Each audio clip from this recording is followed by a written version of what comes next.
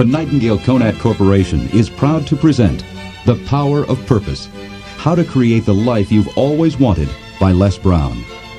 From the humblest of beginnings, Les Brown has emerged as one of the most sought-after motivational speakers and consultants in the world today. He is one of the nation's leading authorities in understanding and stimulating human potential. He is also the author of the highly acclaimed books Live Your Dreams and It's Not Over Until You Win. Discover your purpose. Let Les Brown guide you to a life rich with integrity, freedom, and passion. And now, here's Les Brown.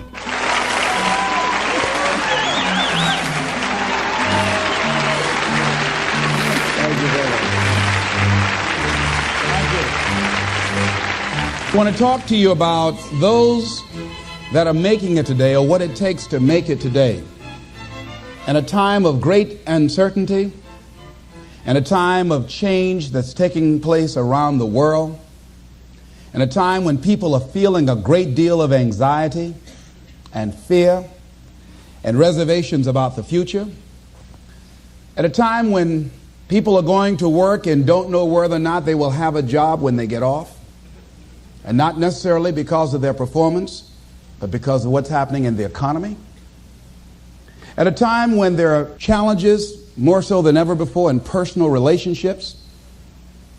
When we look at what's happening on the crime level and what's happening with our youth, that many times I'm sure that we've all taken time just to stop and reflect. Many times when we hear what's happening in the news or read the newspapers, where's all of this leading to? What's going on here? And so I think that now more than ever, we must begin to look at what are the things that we can do that would put us on some firm footing in life, that will enable us to do some things and use some powers that we have, that many of us go through life never ever discovering that we have those things going for us. And part of that, I believe, is knowing what it is your life worth. What is it that gives your life a sense of meaning and purpose?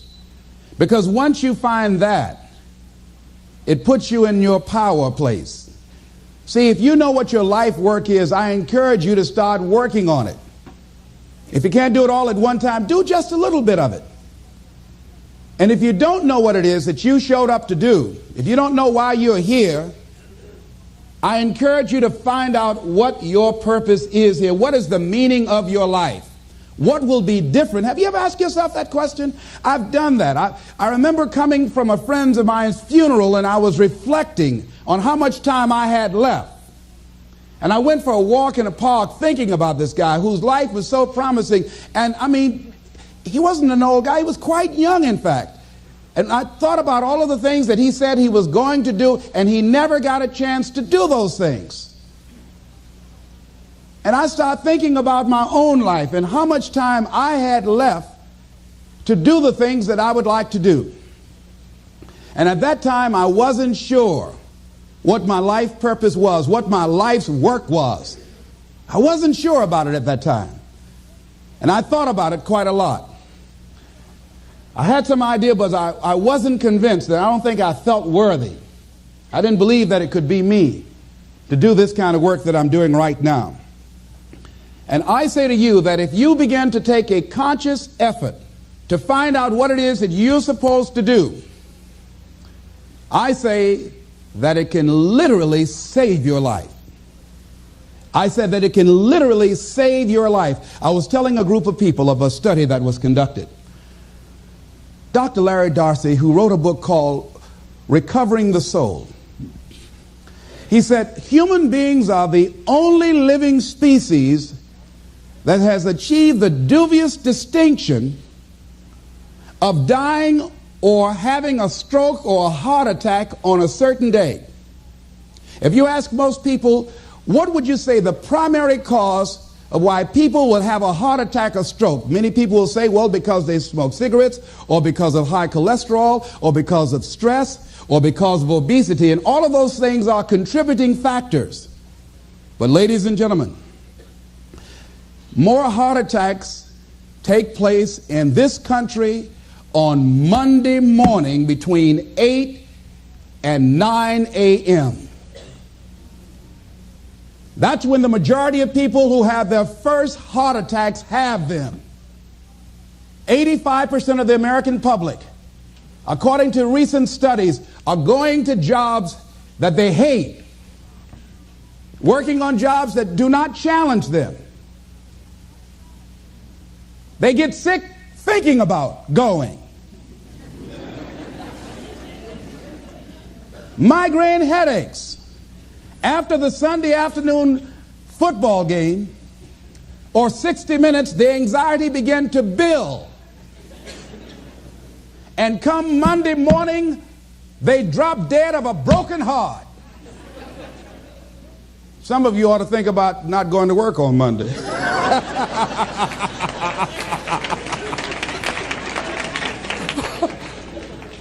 Think about that. People are literally dying to go to work.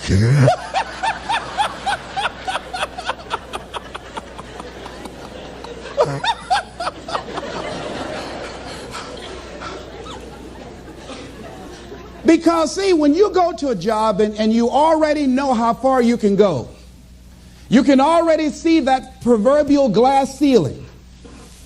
It's like going to a movie when you've gone in the middle of the movie. And you've seen the end, and you sit there to start all over again, but something is missing. You know what the outcome is going to be. You can't get excited about going through that movie all over again. Am I correct? See, when you're going someplace and you already know how much you're going to make, you already know how far you can go, you're in a dead-end position. It erodes your self-esteem. It lowers your sense of yourself. It creates some inner turmoil. It creates an emptiness in you. So I say that your life is worth finding what it is that you're supposed to do.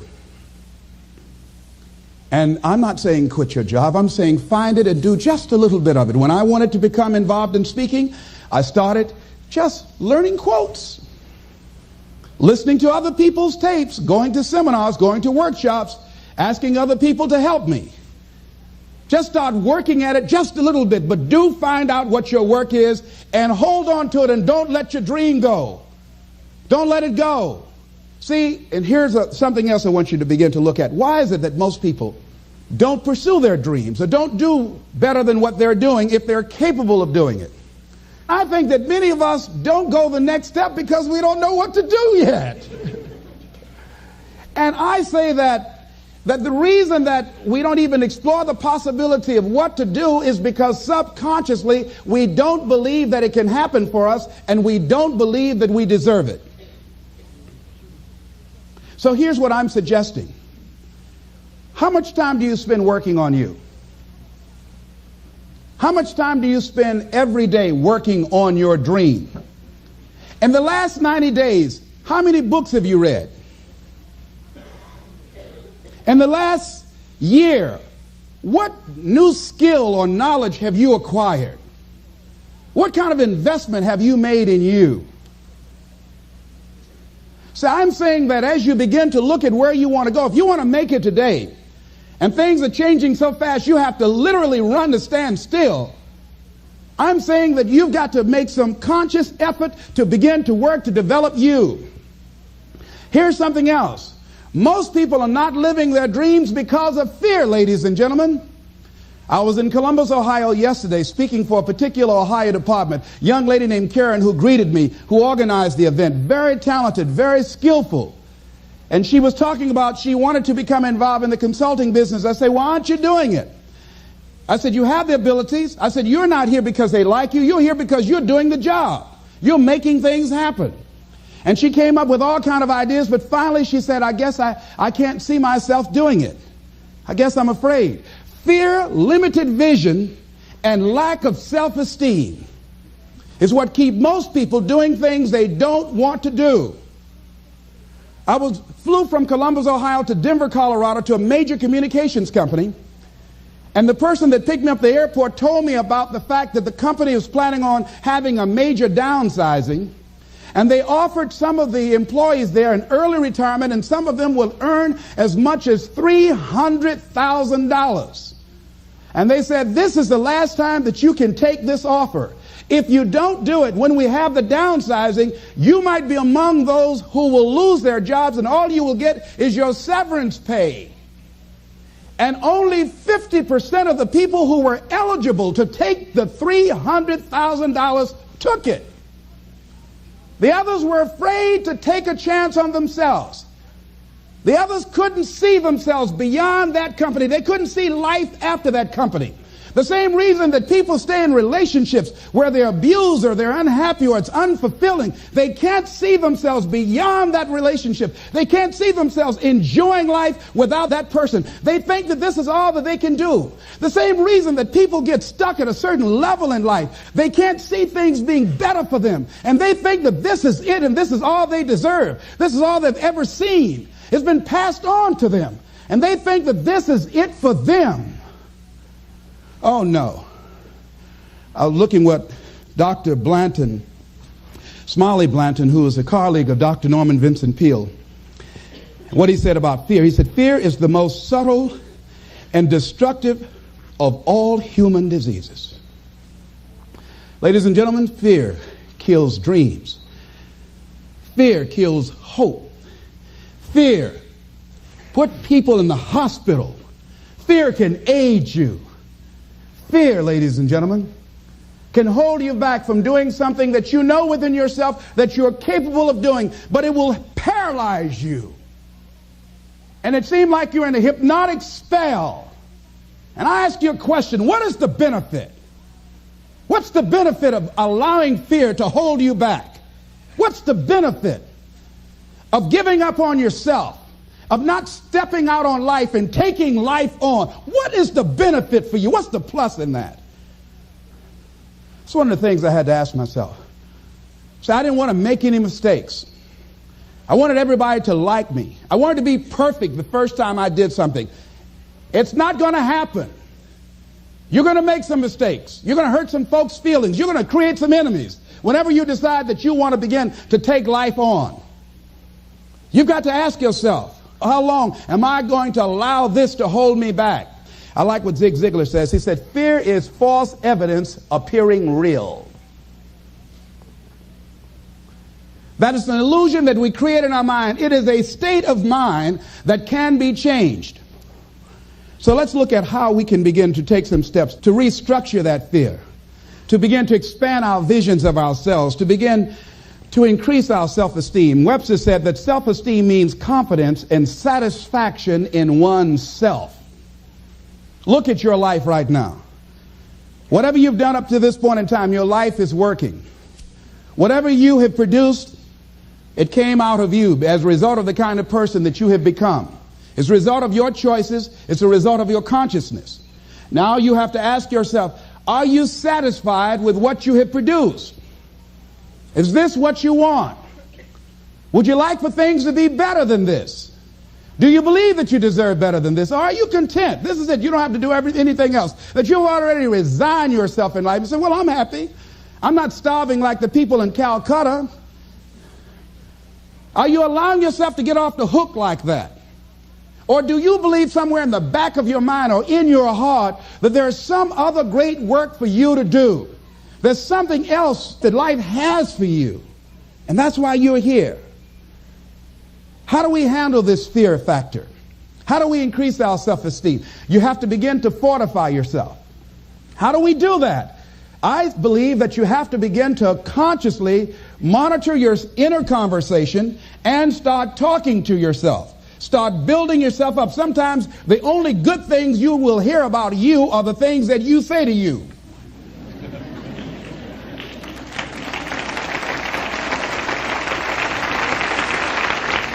Young lady that was in the audience this afternoon said to me, I told myself yesterday for the first time, I'm proud of me. And she said, I felt good about that. So I'm saying learn to be your own booster. Start building yourself up. Start encouraging yourself. Start saying, I can do this. I can make this happen. When I started thinking about becoming a speaker, I said, yes, I can do this. I can make this happen. When I start trying to convince myself I can be a businessman after flopping and failing and losing thousands of dollars and feeling stupid and dumb, and having people take advantage of me because of what I didn't know. I had to talk to myself because people were saying to me that I was dumb. And somewhere in the back of my mind, I was saying, you're right, look at what I've done. I had to say, no, Les. Hey, come on, man, get yourself together. You can handle this, you just haven't figured it out yet. It's all right, this is your training period. This is the tuition you have to pay for what you don't know. You can do this, other people have done it. It doesn't take an Einstein. Get you some people that can teach you some stuff that you don't know. Get you some people that have done it successfully and learn from them. Take some seminars, workshops, read some books on how to manage a business. Change the way you see yourself and begin to tend to the personal details. Understand that nobody's going to take care of your business better than you. And when I start changing that kind of mindset of beating myself up because of my mistakes, and start looking at the possibility of my doing better, of my making the adjustment that would enable me to do what I want to do successfully, things begin to change. And I'm saying, stop beating up on yourself. You do it. I know you do it. I've done it. It's a natural inclination for us to put ourselves down. See, we are born negative, I think, in a negative consciousness because we live in a negative world. See, you don't have to teach children to lie. They'll lie automatically. Did you wet in your pants? No, I did not. Well, what is that? I don't know. You don't have to encourage kids to misbehave. They will do it by themselves. You don't have to encourage them to do the wrong thing. They will do it automatically. You have to correct their behavior. So I'm saying that we have to work through the challenges of life in learning how to begin to work to fortify ourselves. Repeat after me, please. I can live my dream. I can find my purpose in life and live my purpose. I deserve more from myself. I deserve more from life. Shake somebody's hand on your right and left and say, you deserve more from life too.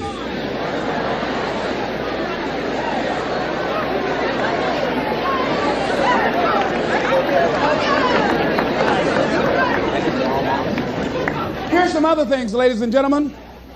Begin to guard your mind against negative programming, like turn off the television. Don't watch the news. Don't watch it.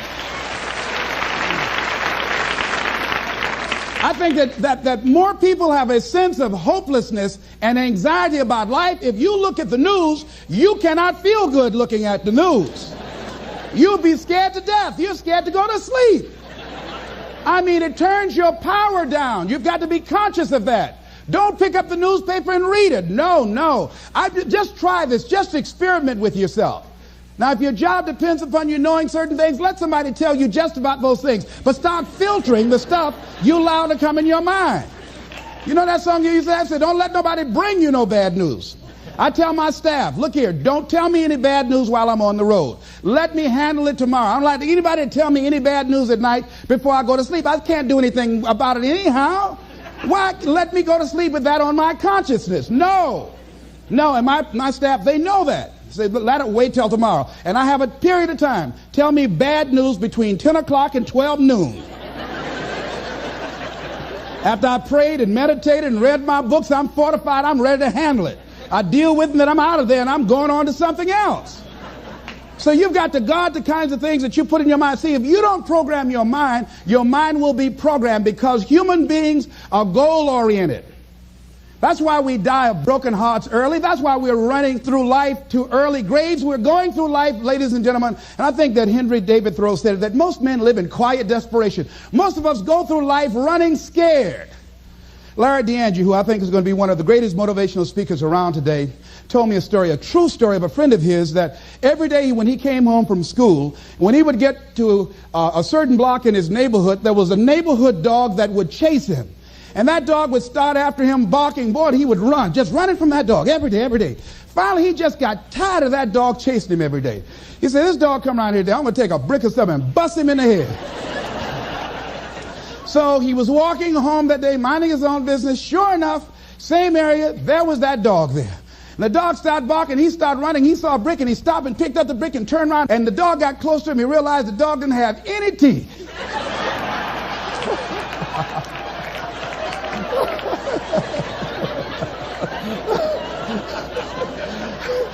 He said he put the brick down and said, get on out my way. And ladies and gentlemen, all our lives, many of us go through life running from things that ain't got no teeth to do us any harm.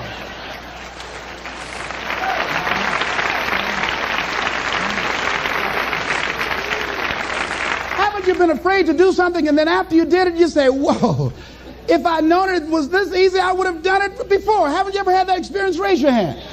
Absolutely. So we created this in our minds, false evidence appearing real. We made it real in our minds. That's why Churchill said there's nothing to fear but fear itself. That's the destructive monster. So turn off things that can contribute to your fear. Turn a deaf ear to people that all they can do is talk about how negative things are because they have bought into the consciousness of the world. Start attending workshops, seminars, listening to tapes on a daily basis to begin to recondition your mind, to retrain your thinking. Faith comes by what? Hearing and hearing and hearing. Listen to things that can empower you, that can enable you to create a new reality for yourself, in a new life for yourself. You might appear to be strange around most people. You know, most people think you're strange if you're happy today. People say, how you doing? I said, better than good. Whoa, what's wrong with him? Just go around smiling and watch people. Look at this. Is this a weird guy over here? Because most people don't smile. Watch them. Look at their faces in the morning. Here we go, another Monday morning. How you doing? Haven't had my coffee yet. Don't ask me. See, these people have not found their purpose in life. That's why they're grumpy. That's why they're miserable. That's why they're so negative. They're hurting and they want to hurt other people. So start practicing using programs for your mind. Seminars, books, workshops. Keep a journal. Record your thoughts. What's happening with you?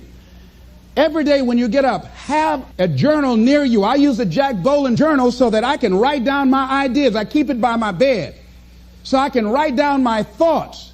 See, ladies and gentlemen, we get 3 to 4 thoughts a year that if we would act on those thoughts, they could change our life. Don't say, well, I'll remember that. No, write that thought down. I got a thought today I wrote down. A friend of mine is in the hospital. His morale is low. They're talking about amputating his foot. He's got to feel very bad. So I said, you know, not only am I going to see him, but I can't be there with him all the time. I said, I'm going to create a tape for him that he can listen to that will heighten his level of morale. We told him the other night, don't go to surgery. You are depressed. Your energy level is down. No, tell him not now. Don't do it now. In fact, most doctors who have any sense of awareness don't perform surgery on patients that are in a state of fear, that don't think they will make it. They wait till they're in a different state of mind. So I said, what about making tapes for people that are facing physical challenges? I said, that's a good idea. All right?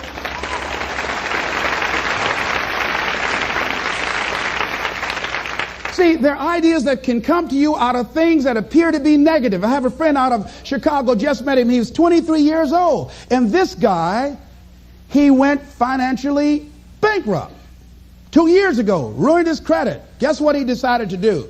He found a blessing in it. He wanted to restore his credit. It was very challenging, very difficult. And he realized that a lot of other people during these particular times have ruined their credit. So now he started a credit repair business. Last year he earned over $100,000 helping people to restore their credit.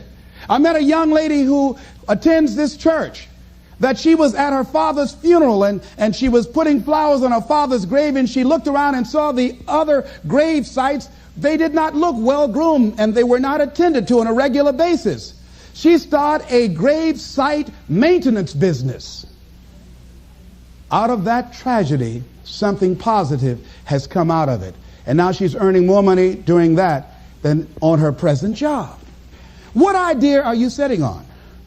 Write your ideas down. And then, once you get that idea, take the leap. Hello? Take the leap. See, a lot of people get the ideas and just walk around with them. Have you ever had an idea and all of a sudden you looked around and somebody had that idea and gone with it? Think you're going to be going with my hospital idea. Forget that, buddy. We will be out there together, Jack. Take the leap. See, it's out here in the universe. If you don't take the plunge, I guarantee you, somebody else will. Take the plunge. Go into action. And ladies and gentlemen, you will be surprised at how things will come together. You'll be surprised. Now, you're going to have some difficult challenges. I can tell you that now. Be aware of that. Things are not going to work out exactly right. For a time they will, sometimes. And that's when life is just playing a game with you. Want you to feel good and relax.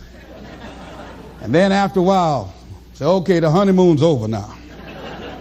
And then life will come over there and slap you side the head. Say, what you doing out here? Well, this is my dream life. Is that right? Come over here a minute. Oh, you went to the seminar, huh? Come here. I can tell you that. But ladies and gentlemen, go into action with your dream. And don't avoid where the fights are. Get in the midst of the fight. And get some hickeys on your head. Get knocked down so you can learn how to fight, so you can hold your position. See, most people don't get out in the arena of life because they don't want to fight. Most people don't get out there because they don't want to get knocked down. They don't want to be dropped to their knees. But see, you're going to be dropped whether you're on the field or whether or not you're sitting on the sidelines. You're going to be dropped. So at least get dropped for something.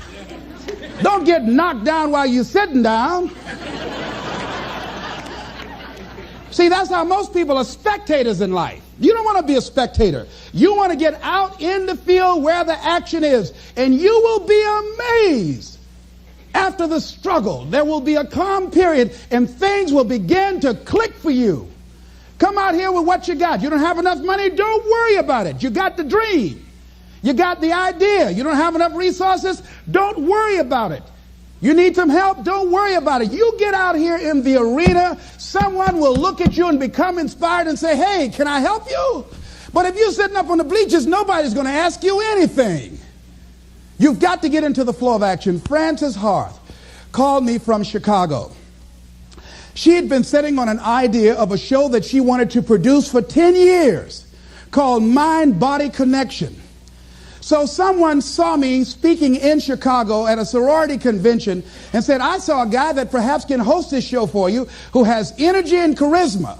She called me. She was so fired up. I said, listen, on the day that you want to do that, I'm speaking in Chicago. I can do it for you. And I said, by the way, I met somebody 2 weeks ago in Baltimore who has an idea of the same type of show, and she's doing it on radio. Why don't you call her? And then she called me back. Who else would you suggest? I said, well, I know Deepak Chopra. He wrote the book called Quantum Healing, and Bernie Siegel. Could you get his number? I tell you what, I have a friend named Jack Boland at the Church of the Day. He knows how to get in touch with him. Call him, and he will give you the number so you can get in touch with Bernie Siegel. That lady started calling all around. Did not have the resources, but she had this idea and dream.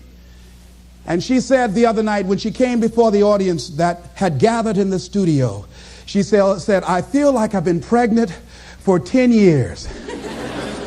And tonight you're going to witness a beautiful delivery. And it was.